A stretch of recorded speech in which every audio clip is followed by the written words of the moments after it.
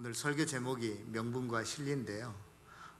명분이라고 하는 것은 우리가 도덕적으로 지켜야 될 도리나 혹은 어떤 표면상 이유나 구실을 앞세우는 것을 그 명분이라고 하고, 진리라고 하는 것은 말 그대로 자기에게 실제적으로 돌아오는 어떤 이득을 우리가 진리라고 할 수 있습니다.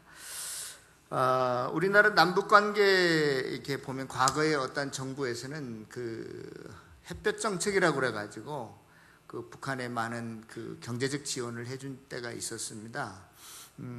그때 일각에서는 퍼주기식 외교를 한다고 비난하던 분들도 많이 있었는데요.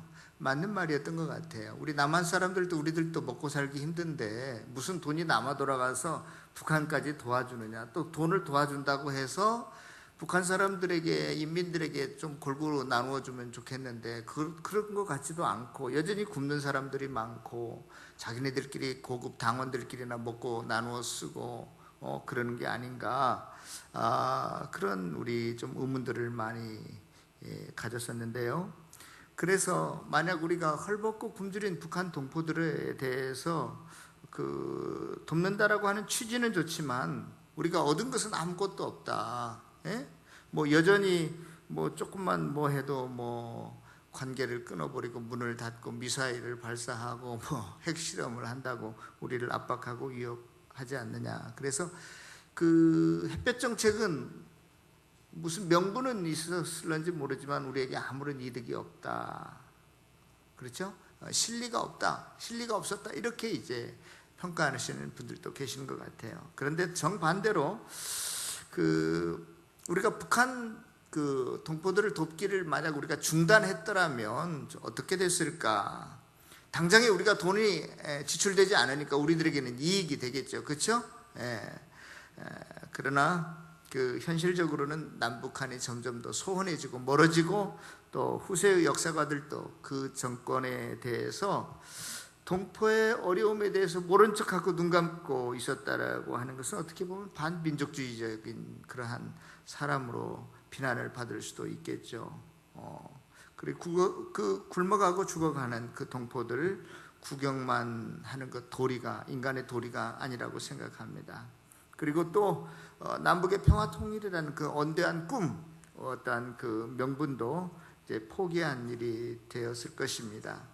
이처럼 우리가 어떤 사실에 대해서 어떤 때 이렇게 하면 명분은 얻지만 실리를 챙기지 못하는 때가 있고, 어떤 때는 명분은 없지만 또 실리를 챙기는 때가 있는 것 같습니다.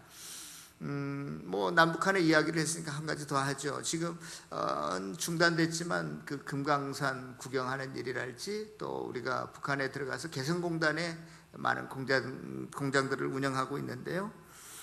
우리가 북한을 자존심 상하지 않게 공짜로 뭘 자꾸 퍼주면 받는 사람들도 자존심 상하잖아요. 그런데 개성공단 같은데, 금강산 관광 같은 경우에는 우리 구경에서도 좋고, 또 그들의 북한의 싼 노동력을 우리가 사서 값싸게 사서 좋은 상품을, 경쟁력 있는 상품을 만들 수 있어서 좋고, 또 북한도 값비싸게 우리한테 노동력을 팔아서 좋고, 그래서 남북이 공히 서로가 그 어떤 변화와 성장을 도모할 수 있는 그런 발판도 마련하고 이익도 챙기고 또 명분도 살릴 수 있는 게 아닌가 하는 생각을 해봅니다.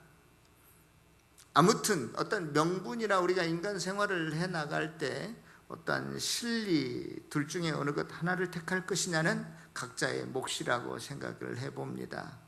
또 어떤 사람은 실리와 명분을 다 챙기고 싶어 하기도 하고, 두 개를 다 챙기고 싶지만 두 개를 다 잃을 때도 있는 것 같습니다.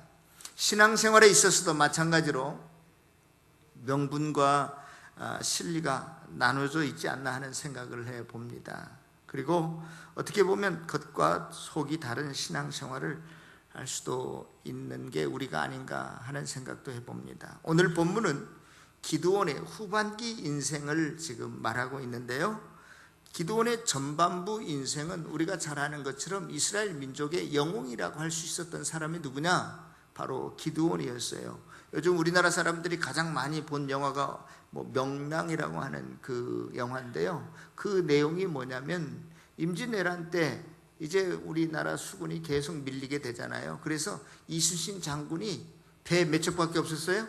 12척밖에 없었는데 구르지마라고 하는 외적 장수가 330척의 배를 이끌고 이 조선을 공격해 오는 거예요. 그러니까 조정에서 선조가 듣기로는 야, 이 12척 가지고 330척의 배를 당해낼 재간이 없거든요. 그러니까 빨리 버리고 바다를 버리고 육지로 올라와서 육군들과 합류해서 같이 싸워라, 이런 명령을 내리죠. 그런데 그때 뭐라고 말해요? 이순신 장군이 이 신하에게는 아직도 배 12척이 있습니다. 그리고 그 12척 가지고 그 명랑해전에서 울돌목에서 그 물의 흐름과 시간차를 잘 이용해서 적을 격파했다라고 하는 그러한 내용이죠. 거기에 보면 단순히 숫자적으로만 우리가 비교해 보면 우리나라 배의 숫자와 왜군의 배의 숫자가 몇 대 몇이에요? 한 30대 1이에요. 우리나라 보잘것없는 배 한 척으로 왜군의 배를 몇 대를 무찔러야 돼요? 30대를 무찔러야 이길 수 있는 그러한 전쟁이었거든요. 그래서 그러한 어느 나라 해전에서도 있을 수 없는, 찾아볼 수 없는 놀라운 승리를 이순신 장군이 이끌었기 때문에 우리나라의 중심부라고 하는 그 세종로 광화문에 그 이순신 장군의 동상이 지금도 유용을 자랑하면서 서 있는 걸로 알고 있습니다. 그런데요, 오늘 본문에 나오는 기드온 장군은 300명으로 적 미디안 군대가 몇 명이었었어요? 13만 5천 명. 이순신 장군은 30대 1의 전쟁에서 승리해서 민족의 영웅으로 떠올랐는데, 지금 이 기드온은 300대 13만 5천 명이면 몇 대 몇이에요? 약 450대 1이에요. 450대 1. 그러니까 단순히 수치적으로만 비교한다면 이순신 장군은 30대 1의 열세 속에서 승리해서 굉장한 민족의 영웅으로 위대한 장군으로 떠올랐다고 한다면, 기드온 장군은 450대 1의 열세에서 승리했으니까 이건 이순신 장군하고는 게임이 안 될 정도로 더 위대한, 칭송이 있는 그러한 그 영웅으로서 이스라엘 나라에 그 큰 공로를 세운 사람이었다, 우리가 그렇게 볼 수 있습니다. 그런데요, 기드온은 이렇게 전반부 그의 인생에서 혁혁한 전공을 세우면서 온 국민들로부터 신망과 또 칭찬을 받았습니다. 민족의 영웅으로 떠올랐습니다. 그런데 그의 인생의 후반부를 살펴보면 전반부와는 아주 판이하게 다르게 아주 실패한 인생으로 그의 인생이 마감하고 있다는 것을 우리가 발견할 수 있습니다. 그러면 왜 이 기드온이 실패한 인생을 살았을까? 우리가 이 오늘 본문의 내용을 반문교사로 삼아서 저와 여러분들에게는 이러한 일들이 없기를 부탁합니다. 그러면 기드온의 실패 원인을 우리 좀 몇 가지만 살펴봤으면 좋겠어요. 오늘 본문 22절에 보면 사사기서 본문 22절에 보면 8장 22절에 보면 이스라엘 사람들이 기드온에게 찾아와서 그 명망 있고 혁혁한 전공을 세운 민족의 영웅으로 떠오른 그 기드온에게 찾아와서 뭐라고 말하냐면, 당신이 우리를 미디안의 손에서 구원하셨으니 당신과 당신의 아들과 당신의 손자가 우리를 다스리소서, 그렇게 요청합니다. 그럴만하죠. 그렇죠. 풍전등화와 같은 민족과 나라를 살린 장본인이니까 당연하죠. 그런데 그때 기드온이 그 다음 절에 보면 대답하기를, 내가 너희를 다스리지 아니하겠고 또 내 아들도 내 손자도 너희들을 다스리지 않겠다. 이 말은 무슨 말이냐면요, 당신이 우리를 다스리소서라고 하는 이 다스린다, 통치한다는 말은 우리의 뭐가 되어 주옵소서? 왕이 되어 주옵소서. 또 기드온도 내가 너희를 다스리지 않고 내 아들도 너희를 다스리지 않고 내 손자도 너희를 다스리지 않겠다라고 하는 것은 내 가문이 왕노릇 하지 않겠다, 그러한 이야기야. 단순히 뭐 민족의 지도자가 되지 않겠다 그런 이야기가 아니라 이스라엘 나라는요 지금 출애굽해서 한 200년 후쯤 되었어요. 근데 이스라엘 백성들은 애굽에서 나올 때부터, 애굽에도 뭐가 있었어요? 나라에 왕이 있었잖아요. 그리고 나라에는 왕이 있다는 걸 이미 다 알고 있었고, 또 그들이 지금 한 민족으로 나라로 지금 세워가고 있는데도 불구하고, 주위에 다 왕들이 있는데도 불구하고 이스라엘 나라는 지금 뭐가 없어요? 왕이 없고, 하여간 이스라엘 나라에만 특수하게 존재했던 사사라고 하는 직분을 가진 사람들이 이스라엘 나라를 이렇게 이끌어가고 있었단 말이에요. 왜 그러냐? 하나님의 백성들은 인간이 왕이 다스리는 백성이 아니라 누가 다스리는 나라요 백성이다? 하나님이 직접 다스리는 나라의 백성이다. 이런 것을 대내적으로 알리기 위해서 일부러 나라의 왕이 있어야 당연한 것인데도 불구하고 왕을 세우지 않고 사사라고 하는 사람들이 이스라엘 나라를 다스렸어요. 그러니까 이 사실을 누구보다도 잘 알고 있어요. 그런데 도리어 충성파들이 말이에요, 우리의 왕이 되어 주옵소서 이렇게 이야기를 합니다. 그러니까 너무나 당연한 사실이죠. 그러니까 기드온은 더 인기가 높았을까요? 떨어졌을까요? 더 높아지지요. 여론은 더 좋아졌을 것입니다. 그런데요, 이렇게 말은 해놓았는데 그 기드온의 나중의 삶을 보면 그 뒤에 30절 한번 볼까요? 30절 다 같이 한번 읽어볼까요? 시작.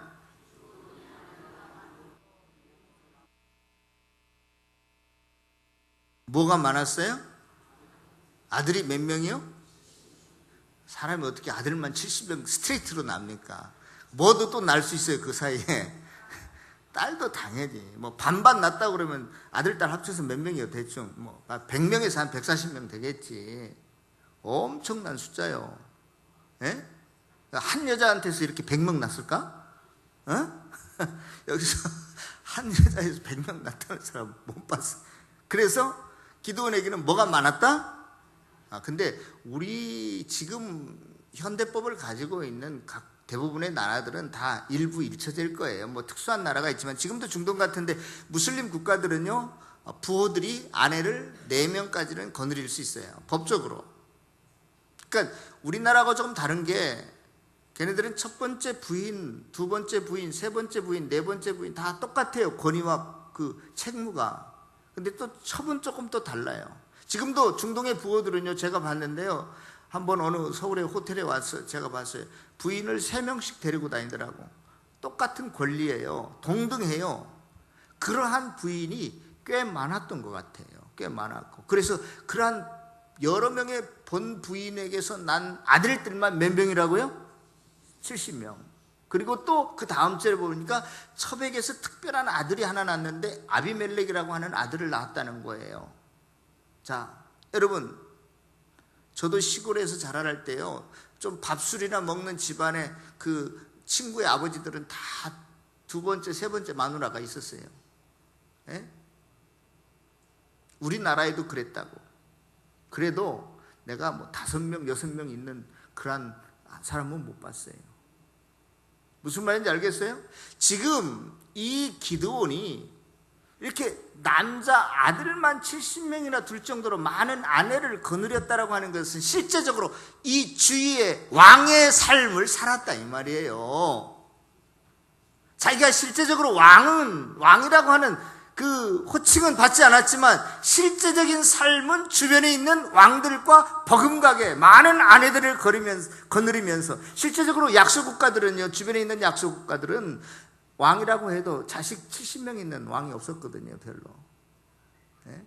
그러니까 말은 내가 너희들 다스리지 않겠다, 통치하지 않겠다, 너희들을 위해 왕으로 군림하지 않겠다 이렇게 해놓고서 실제적으로는 어떤 삶을 살았다고요? 왕과 똑같은 삶을 살았다 이 말이에요.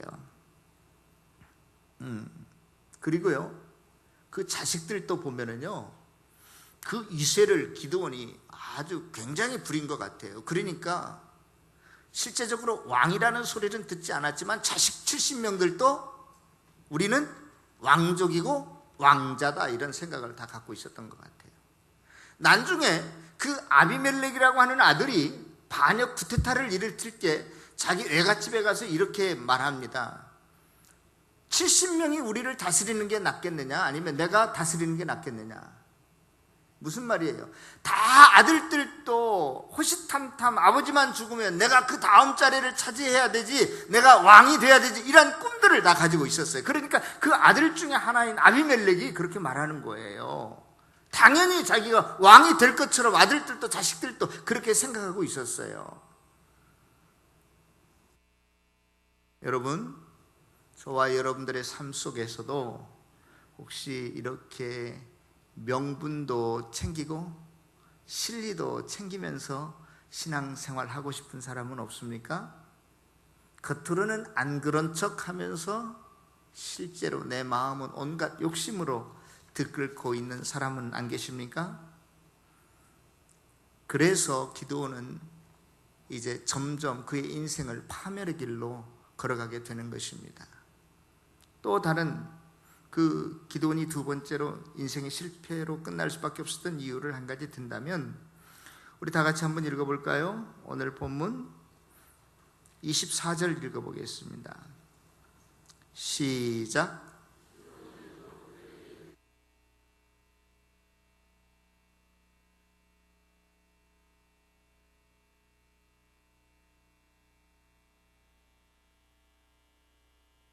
예, 백성들에게 요청한 게 하나 있었어요. 내가 너희들한테 군림은 하지 않겠지만 왕노릇은 하지 않겠지만 뭘 좀 달라? 그 귀걸이는 귀걸이인데 뭘로 만든 귀걸이에요? 그 뒤에 보면 금 귀걸이.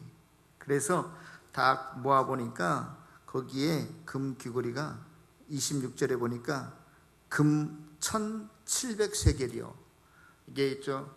우리가 쓰는 구람으로 환산해 보니까 20kg, 뭐 요즘 말하면 그렇게 큰 그 돈은 아니었던 것 같아요. 그래도 뭐 엄청난 그 당시에 그 금은 굉장한 절대적인 가치를 가지고 있었던 그러한 것이었거든요. 그 당시에 20kg이면 굉장히 큰 그러한 가치를 지닌 그러한 돈이었습니다.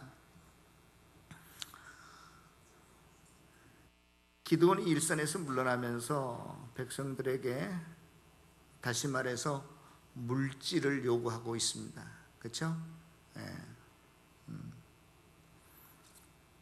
백성들도 보면 두말하지 않고 뭐 하나님의 종이 무슨 돈이냐, 뭐 어디다 쓰려고 그러느냐, 너무나 사치하느냐 그렇게 전혀 말하지 않고 아주 아낌없이 25절에 보니까 어떻게 드렸어요? 예? 우리가 즐거이 기쁨으로 당신이 원하는 것이라면 뭐든지 해드리겠습니다. 이렇게 드렸습니다. 그런데 돈 자체가 악하고 나쁜 것은 아니잖아요. 그렇죠? 예. 그런데 이 돈에 대한 욕심이 문제고 돈을 잘못 관리하면 그게 하나님 앞에 큰 죄가 되는 것 같아요. 예. 죄송합니다만은 이 목사님들 세계에도 보면 평생 30년, 40년 동안 잘 한 교회에서 사역을 했는데 마무리를 잘못하는 은퇴 목사님들, 대부분 그 이유가 뭐냐? 이 퇴직금 정산 때문에 그러는 것 같더라고요. 30년, 40년의 그 수고와 노고와 땀, 눈물이요, 그냥 한순간에 물거품처럼 다 사라져버리고 마는 것 제가 주위에서 종종 봅니다.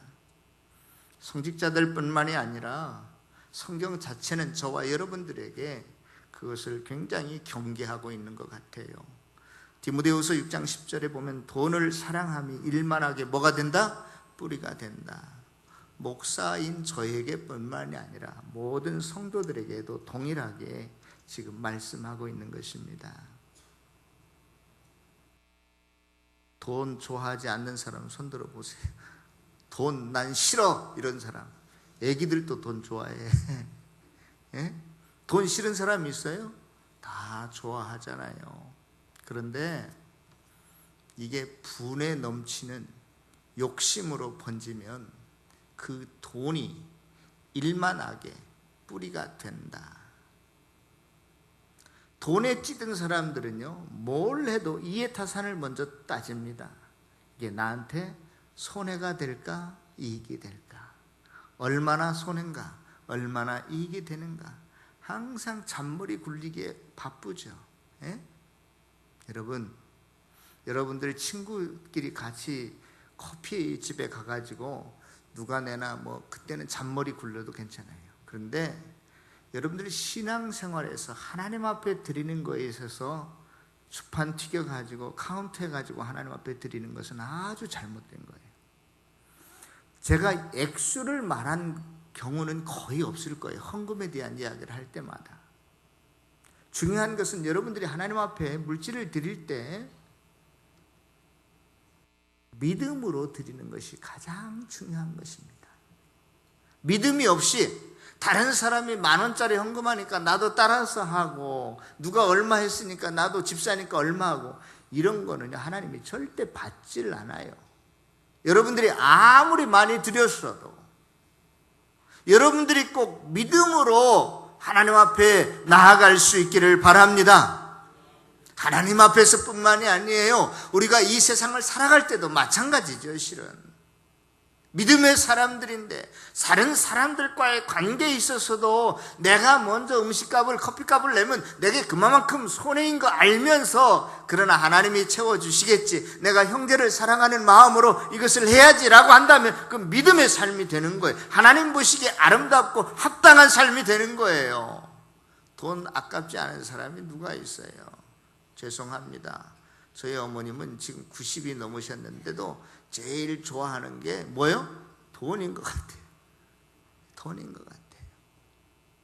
돈 좋아할 수 있어요. 그러나 돈 분에 넘치는 욕심으로 내 머리를, 내 삶을 돈이 지배하게 되면 그때는 우리가 무슨 일을 해도 다 가증스럽고 그것이 하나님 앞에 죄악으로 변질되기 쉽습니다. 예? 그 액수는 누가 정해줄 수도 없어요. 스스로 하나님 앞에서 믿음으로 결정하는 거예요. 저희 누나가, 오늘 어떻게 개인적인 이야기가 자꾸 많이 나와서 죄송한데, 저희 누나가 옛날에 땅집에서 살았잖아요. 그래서 이제 3번으로 처음으로 30몇 평짜리 아파트로 갔는데, 제가 이제 이사 갔다고 갔는데 누님이 하시는 말씀이, 야, 여기가 궁궐 같다, 야. 그 누님이 조금 형편이 펴가지고 이제는 한 50평대로 갔어요, 아파트. 야, 그 이제 30평대는 못 살겠더라, 좁아서. 한이 없어요. 무슨 말씀인지 아시겠어요? 여러분, 한이 없다니까요. 그것도 내 생활에 14평짜리가 합당한가 26평짜리가 합당한 거는 스스로 믿음으로 결정하는 거예요. 믿습니까? 그걸 누가 결정해 주겠어요? 나는 50평에 살아도 좁아, 혼자 살아도. 그런 사람이 있는 반면에 어떤 사람은 5 식구가 오글오글 14평짜리에 모여 살아도 이것도 넓어 감사해, 그런 사람이 있다니까요. 그걸 믿음으로 측량하고 믿음으로 기준을 세우는 것이지, 돈이 얼마짜리냐 그런 거 가지고 하는 거 아니에요. 사랑하는 성도 여러분, 돈에 대한, 물질에 대한 욕심이요 생기면 끝이 없습니다. 그때부터는 이웃사랑, 하나님 사랑, 신앙이라는 것이 내 입속에서는 나올는지 모르지만 나와 아무런 상관이 없게 돼요. 모든 것이 형식적입니다.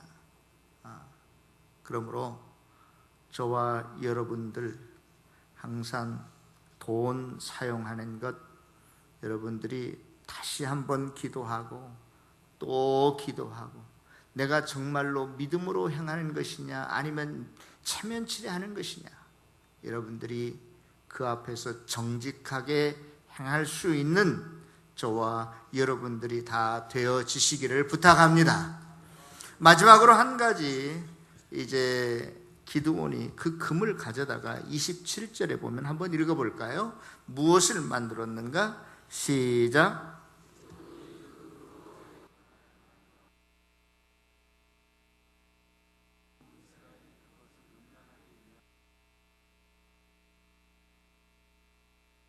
예, 이 에봇이라고 하는 것은 그 당시 제사장들이 입는 겉옷이에요.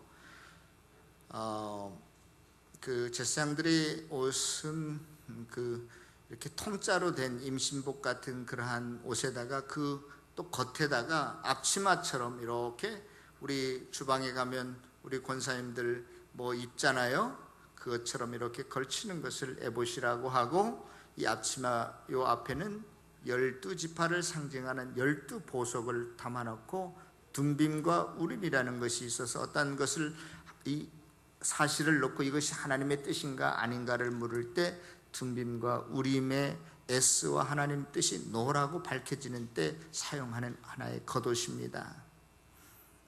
그런데요, 이 에봇은 천으로 만들고 그렇게 보석을 박아 놓는 거잖아요. 그런데 이 에봇 전체를 다 뭘로 만들었다고요? 금으로 만들었어요. 그래서 나중에는 이 금옷이 우상이 되어버립니다. 그렇죠? 예. 값도 많이 나가고 그러한 상징성도 있으니까. 그런데 그것보다도 앞서서 기드온이 에봇을 만든 잘못된 것 하나는 뭐냐? 직분에 대한 욕심이에요. 지금 이 기드온 이 시대는 왕과 제사장과 선지자의 직분이 아주 명확하게 탁탁 나누어져 있어요. 그래서 왕은 왕으로서, 제사장은 제사장으로서, 선지자는 선지자로서의 그 직분과 그 역할만 감당해야 되는데, 왕이 되다 보니까, 실제적 왕이 되다 보니까, 실권자가 되다 보니까, 야, 내가 뭐 하나님 사랑해서 에봇 만드는데 뭐가 이게 문제야 하고 뭘 만들었다고요? 에봇을 만들게 되었다는 것입니다.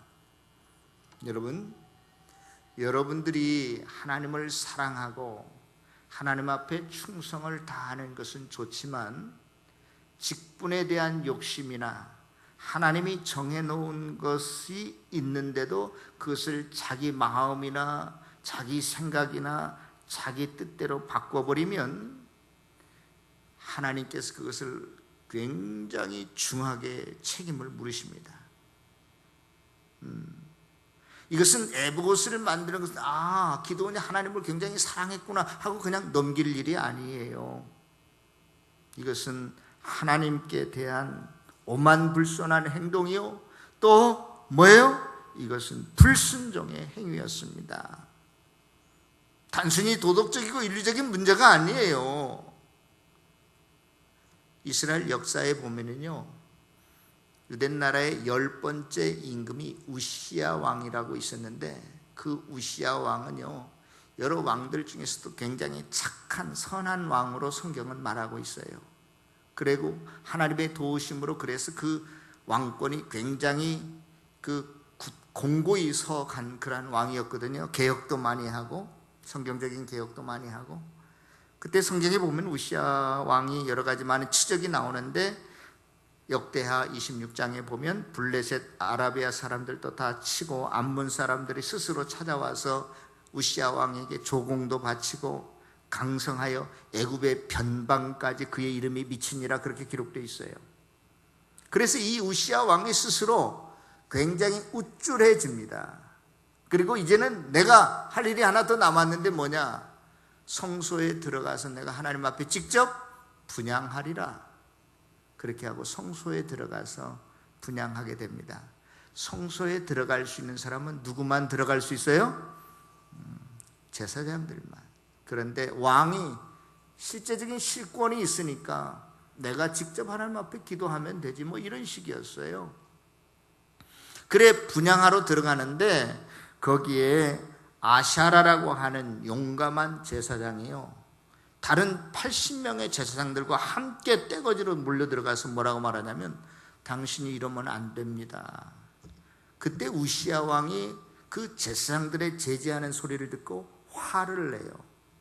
근데 그 즉시에 우시야 왕의 이마에 나병, 문둥병이 발하니라, 그렇게 되어 있어요. 우리가 하나님을 섬기고 사랑하는 것 좋지만요, 내 생각대로, 내 감정대로, 내 방법대로 해버리고 많은 경우가 많이 있어요. 여러분들 지혜롭게 교회를 섬기고 하나님을 사랑하는 방법도요, 하나님이 정하신 규칙대로 해야지, 내 마음대로, 내 생각대로 나는 그거 아닌데, 여러분 그러시면 절대 아닙니다. 여러분들의 목적도 좋으면 방법도 어떻게 해야 돼요? 그 과정도 선해야 돼요. 자꾸 하나님의 말씀의 원리는 모르면서 내 생각대로, 내 방법대로 해버리는 사람들이 꽤 많아요. 여러분들이 모르시는 것 저라고 다 아는 거 아니죠. 궁금하고 좀 문제가 안 풀릴 경우에는 교육자들에게 전화하세요. 이럴 때면 어떻게 하는 것이 좋겠습니까? 예? 곧 또 추석이 다가오는데 어떤 사람은 뭐 밥을 짓는데 십자가 글을 그리고 밥을 짓는다니 뭐 별의별 소리 내가 다 듣는데, 하여튼 간에 좋아요 여러분들. 그러나 문제는 내 마음대로 해버리면 안 된다 이 말이에요. 제사 지낼 때는 어떻게 하고, 뭐 지내라는 말이 아니에요. 그럴 때 어떻게 지혜롭게 이것을 잘 헤쳐나갈 수가 있는가 하는 것들은 누구한테 물어봐야 돼? 꼭 그래도 교육자들한테 물어보세요. 많은 노하우가 있고 또 성경의 원리가 무엇인지 알아요. 그렇기 때문에 그렇게 전달해 주는 거예요. 여러분들 제발 있잖아요, 내 멋대로 신앙생활 하지 마세요. 예? 나는 짬뽕을 좋아하는데 부부간에 식당에 가가지고 남편은 자꾸 짜장면 좋아한다고 늘마다 짜장면만 시켜주면 그거 되겠어요? 예?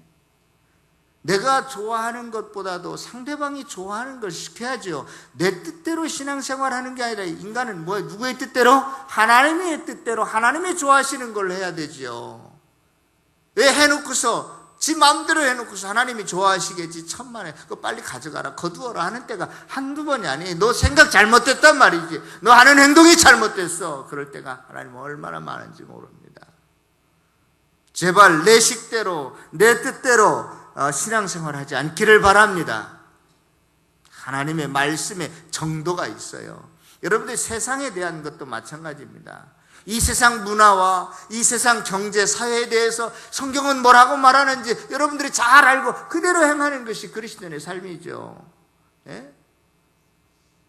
정치는 내가 더 잘 알아, 경제는 내가 더 잘 알아, 목사님 문화에 대해서는 내가 목사님보다 훨씬 더 잘 알아, 그런 거 아니에요. 여기에 정치, 경제, 사회, 문화 전공자들이 많이 있지만 그 원리는 여러분들보다도, 정치를 아는 사람들, 실제는 정치가들이 더 잘 알겠지만 그 원리는 여기 있는 담임 목사가 성경적인 원리를 더 잘 알고 있죠. 개념을. 무슨 말씀인지 아시겠어요? 함부로 내가 정치에 대해서 많이 안다, 경제에 대해서 많이 안다, 그렇게 마음대로 여러분들 생각대로 하는 거 아니에요. 오늘날 교회가요, 그러한 원리들을 가르치지 않으니까 우리 가운데서 국회의원이 나왔다면 지멋대로 가서 국회 정치한다고. 왜냐? 성경적인 정치관이 없으니까 지멋대로 하는 것이 지가 잘 하나님을 섬기는 걸로 알고 있어요. 절대 그런 거 아니에요. 실제는, 정치의 실제는 그분이 잘 아시겠죠. 그러나 원리는 그렇지 않습니다. 그리스도인의 원리가 있어요. 그리스도인으로서 정치를 어떻게 바라봐야 되고 어떻게 해석해야 되는가. 성도 여러분, 지금 이 기드온은요, 자기가 왕이라는 소리는 듣지 않고 있지만 실제적인 왕의 행세를 하면서 이제는 내가 에봇도, 제사장 역할도 내가 해야 되겠다, 에봇도 내가 만들어서 내가 써야 되겠다, 입어야 되겠다, 이런 생각 가지고 금으로 에봇을 만들어요. 그렇게 하다가 망한 사람이 누구라고요? 우시야 왕이었어요. 우시야 왕뿐만이 아니에요. 이스라엘의 초대 왕이 누구였습니까? 사울이었어요. 하나님께서 아말렉 족속과 싸우러 나갈 때 사울 왕에게 이렇게 말합니다. 너는 아말렉 족속에 속한 짐승뿐만이 아니라 남녀노소를 막론하고 다 어떻게 하라? 진멸하라. 하나님께서 출애굽기에 보면 아말렉과 내가 대대히 원수가 되어서 싸우리라 그랬어요. 아말렉을 결코 이 땅에 남겨두는 거, 씨를 남겨두는 거 내 뜻이 아니다, 하나님께서 말씀하셨어요. 그래서 이스라엘의 첫 번째 왕이 된 사울은 이제 아말렉과 전투를 하기 위해서 나가는데 하나님께서 그 사울에게 분명히 말합니다. 아말렉에게 속한 것은 하여간 뭐든지 씨를 남겨두지 말고 다 죽여라. 정말로 잔인하리만큼 여자고 애고 할 것 없이 다 죽여야 된다. 다 죽였어요. 그런데 딱 한 가지 안 죽인 게 있어. 뭘 안 죽였죠? 왜? 뭘 안 죽였어요? 모르세요? 살찐 양, 흠없는 소, 이건 남겨뒀어요. 왜냐? 뭘 하려고 이걸 가지고? 전쟁에 승리하고 난 다음에 또 하나님 앞에 뭘 드려야 돼? 감사의 제사를 드려야 될 거 아니겠어요? 그래서 그때 제물로 쓰려고. 아깝잖아요, 다 죽이는 게. 안 그러면 또 내 호주머니에서 돈 나가야 되는데. 예? 그래요, 안 그래요? 사울 왕이 그렇게 했다고요. 다 죽여갈 때 살찐 양, 흠없는 소 이런 거 남겨뒀어요. 그래서 사무엘이 이제 전쟁이 승리했다고 해서 갔죠. 근데 전장에서 무슨 매 하고 뭐 양소리가 나고 소소리가 나니까 이게 깜짝 놀라가지고 이게 무슨 소리입니까? 그랬더니 사울이 그렇게 말하죠. 내가 이것을 하나님 앞에 제사하려고 남겨두었습니다. 그때 하나님께서 사무엘을 통해서 사울 왕에게 뭐라고 말씀하시죠? 네가 내 말을 불순종했으니까, 업순여겼으니까 나도 너를 그렇게 할 것이다. 이제 너는 왕의 자리를 빼앗길 것이다. 그러면 사실 유명한 말씀이 있어요. 제사보다도 뭐가 낫고? 순종이 낫고. 여러분, 그 사울왕은 굉장히 실리를 따지다가 망하게 된 것 같아요. 하나님께서 이거 죽이라고 한 것은 죽여야 되는데, 가차없이 씨를 말려야 되는데 명분을 내세웠어요. 이거 살려둔 것은 뭘 어떻게 하기로? 하나님 앞에 제물로 쓰려고, 하나님 앞에 헌금 드리려고. 하나님은 그런 헌금 받지 아니하십니다. 내가 이제 왕위를 바꿔야 되겠다. 내가 너를 왕 삼은 것을 어떻게 한다? 하나님이 후회하노라. 아주 목적이 좋았어요. 띵겨 먹으려고 한 게 아니라니까요. 하나님 앞에 드리려고 남겨둔 거예요. 어차피 죽을 거, 없어질 거. 이거 없애버리면 또 자기 호주머니에서 나가야 되니까 이익 챙기려고. 여러분, 우리에게 교훈하는 시사하는 바가 굉장히 중요한 내용들입니다.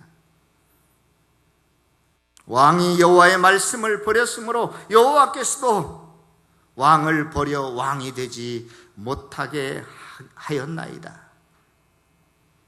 우시야 왕이나 사울 왕이나